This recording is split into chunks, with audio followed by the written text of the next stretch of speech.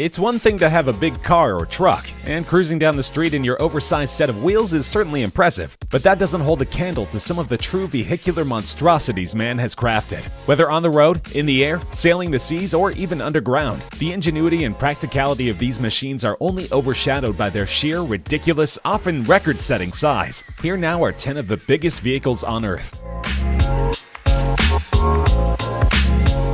Something has to move gigantic space shuttles from one place to another, and that something is the NASA Crawler Transporter. Since the 1960s, the two Crawler Transporters have been used by NASA to transport rockets, shuttles, and other spacecraft from their vehicle assembly building to their launch platform. Once the mission is done, the ginormous crawlers take the spacecraft back to the VAB for safekeeping. An incredible 130 feet long and 114 feet wide, with a curb weight of 6 million pounds, the NASA Crawler Transporters certainly are sights to behold. To this day, they remain the largest land vehicles on Earth that run by themselves. They are by no means the largest land vehicles around. A bucket wheel excavator named Bagger 293 and a power shovel called the Captain are significantly bigger, but everything else is externally powered by something else. Among internally self-powered land vehicles, NASA's shuttle ushers have no peer. Not unexpectedly, the Crawler Transporters have achieved a great deal of fame in their own right. They've been featured on shows like Dirty Jobs, movies like Apollo 13, Transformers: Dark of the Moon, and even video games like Fallout 3. In the latter, which is set hundreds of years in the post-apocalyptic future, scavengers actually built a base on and inside one of the crawlers.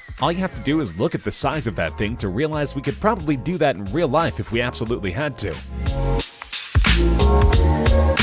The name Big Bike is technically accurate, but also the understatement of the millennium. This bike is gargantuan in every sense of the word. In 2014, the Guinness World Records recognized Fabio Reggiani's 2012 creation Big Bike as the largest rideable motorcycle in the world. This phenomenon is 16 feet 8 inches high, weighs over 5.5 tons, and its motor can hold 280 horsepower. For comparison, the average Harley-Davidson boasts between 70 and 85 horses. Riding Big Bike would essentially be like riding a brontosaurus with a rocket strapped to its back. And yes, you can ride it. Kind of. Guinness requires that for a vehicle to be rideable, its driver successfully navigated 100 meters, or around 330 feet. Reggiani did just that, but likely he couldn't have gotten much farther. It's simply too massive, so much so that it requires secondary wheels in the back simply to keep itself upright. Also, imagine riding that thing down the highway and taking up every lane at once, all while trying to hang on to the handlebars that aren't even close to the seat. Still, even if Big Bike is mostly a novelty, it's a fun and amazing one. The Nazis had several grand ideas they simply couldn't pull off, one of which was the Panzer VIII Maus super tank. This weapon, if used against the Allies, might well have turned the war tides in Hitler's favor. Luckily for the rest of the world, the Russians invaded and captured the testing base before the Nazis could execute anything. The Panzer was, to put it lightly, a monster. It measured over 33 feet long, stood almost 12 feet tall, weighed 188 metric tons, and boasted a 128mm gun that could have obliterated any armored vehicle within 2 miles of it, possibly even further. The Panzer was designed to take virtually no damage while on the attack. About its only real weakness would have been its speed, which didn't rise above 14 miles per hour during testing. That speed, by the way, was only achieved by weakening the motor. At top speed, the Panzer barely hit 8 miles per hour. Even still, the Panzer was a nightmare in the making. What's more nightmarish? The Nazis wanted to build 5 of these things. Imagine a scenario where the most evil regime in modern history actually got to fight with such an arsenal. It's a good thing for humanity that Russia got there when they did.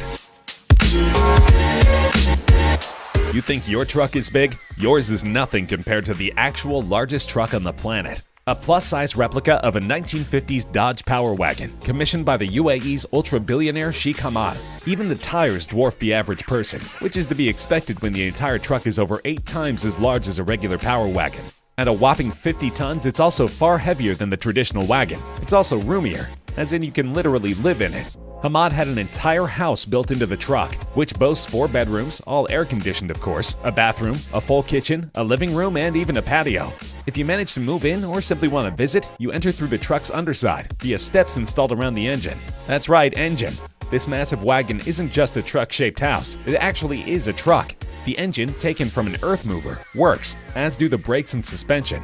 Plus, it's 100% street legal. After all, what motor vehicle department is going to tell the Sheikh he can't drive whatever he wants wherever he wants? The mining and construction fields need large trucks for their large jobs, and the Caterpillar 797 series of haul trucks are just that. Meant for heavy-duty mining and construction purposes, a Caterpillar can haul over 360 tons of material at once, placing it among the most powerful hauling vehicles in the world. For years, the second-generation 797B model was Caterpillar's prize product, capable of hauling 345 tons of payload at once, thanks to a 24-cylinder diesel engine packed with 3,550 horsepower. That was certainly impressive enough on its own, but Caterpillar felt they could do better. In 2009, they did just that with the 797F. This Hulk can handle up to 363 tons of payload and is powered by a 20-cylinder engine boasting a whopping 4,000 horses. Thanks to that extra chunk of juice, the 797F can reach speeds up to 42 miles per hour, just as fast as its proud Poppy, but even stronger. Workers certainly aren't complaining, as they can now operate more efficiently and use less fuel, all while sacrificing no time whatsoever. Probably the only thing they want to know is when the next, even stronger 797 model will grace their workstations. When something's named Bertha, chances are it's got some size. The Washington State Department of Transportation's tunnel boring machine named Bertha is no exception. Completed in June 2013, Bertha is 57 feet in diameter and comprised of 41 parts, each one weighing roughly 900 tons. In total, Bertha weighs in at a slim, trim 73 million pounds. She needs all that weight, since her life's purpose is to help complete the 9,270-foot-long Alaskan Way Viaduct Replacement Tunnel. Unfortunately, Bertha has not had the easiest go at her job. After roughly 1,000 feet of boring, she began overheating due to a damaged seal system, which obviously halted production. It took 2 years of repairs for Bertha to start up again, but then just a month later a sinkhole opened up and stopped Bertha right in her tracks. A month after, she started working again, but she almost immediately needed more maintenance before starting up yet again in April of 2018. Finally, a year later, Bertha finished her part of the job, and the tunnel is set to be fully operational in early 2019. Thanks to all these delays, the project is estimated to cost $223 million more than expected. Ouch. Bertha may be a tunnel boring machine, and a good one at that, but her adventures on the job were far from boring.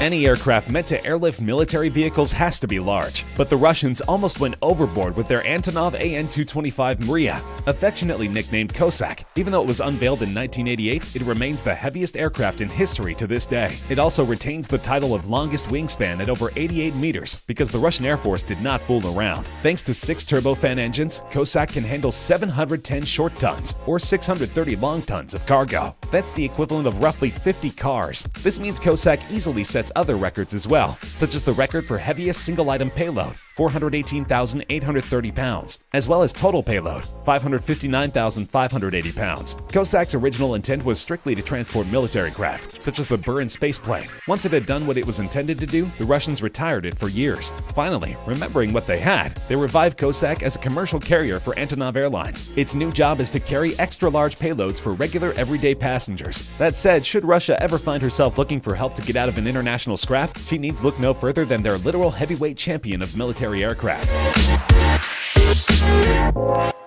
The upcoming scaled composite Stratolaunch aircraft is nicknamed Rock. It's named after Sinbad's Rock, which in mythology was a bird large enough to carry an elephant. The name fits perfectly because the Stratolaunch, set for a 2019 debut, is going to be absolutely massive. Designed to launch rockets into orbit from 35,000 feet in the sky, Rock will sport a 385-foot wingspan, among the longest ever. It will be able to handle a payload of up to 550,000 pounds and handle a takeoff weight of over 1.3 million pounds. To handle such an incredible workload and simply just to launch itself, Rock will be equipped with an incredible 6 engines. As for takeoff, something this big, carrying such weight, will need far more than the typical runway if it wants to take off. In fact, Rock will require an incredible 12,000 feet of runway to effectively launch. Imagine getting on a plane and speeding through the airport for over 2 miles before entering the air. That will be reality if you ride the Rock.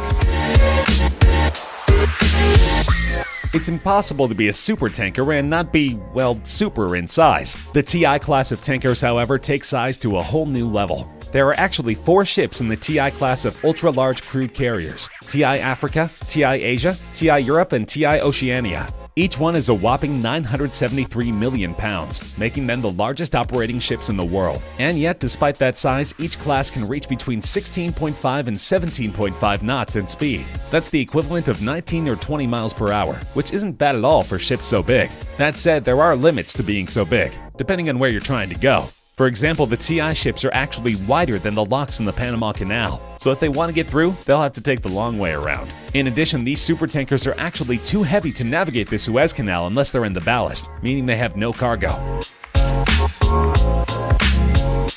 The TI class of supertankers might be the largest of its kind in the world, but they're not the largest ever. That would almost certainly be the Seawise Giant, who did not earn that name out of pity. Her weight could exceed 1.2 billion pounds, and her laden draft, or how deep the ship drops when carrying cargo, of 81 feet, meant when not in ballast mode, bodies of water like the English Channel and the Suez and Panama Canals were strictly off limits. The Giant wasn't just the largest supertanker ever, but also quite likely the largest ship ever built, period. The Seawise Giant led quite a life, including a brush with death during the Iran-Iraq War. She was actually sunk in the middle of that conflict, until later being salvaged and fixed up. Given a second chance at service, she lasted a great many years, until finally in 2009 she became the property of Indian shipbreakers, who sailed her to Gujarat and turned her into scrap. Perhaps someday someone will attempt to build a supertanker as large as the Seawise Giant again. But if upcoming vehicles like Rock are any indication, such sheer size might be better reserved for a world that can handle it better, namely space.